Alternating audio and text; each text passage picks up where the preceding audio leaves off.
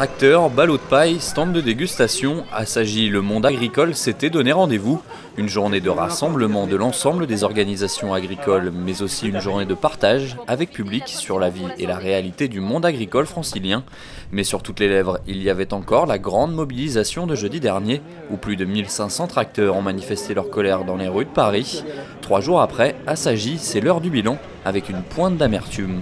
Les représentants agricoles sont très déçus.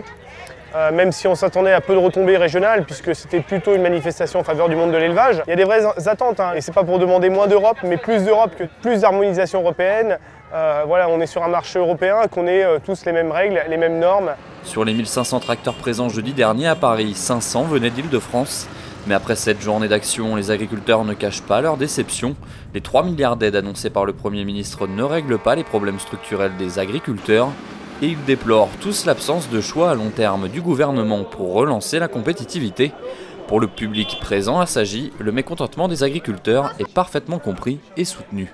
C'est une bonne chose que les éleveurs aient manifesté. En tous les cas, ça me semblait justifié de pouvoir vivre de son travail. Pour moi, c'est très important de continuer à faire de bons produits, à cultiver la terre. Bon, c'est quand même notre avenir. On a besoin d'avoir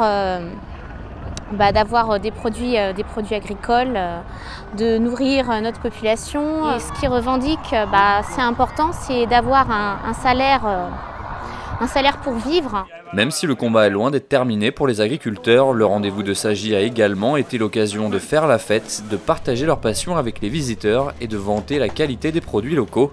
Une manière d'oublier le temps d'un week-end, la crise agricole.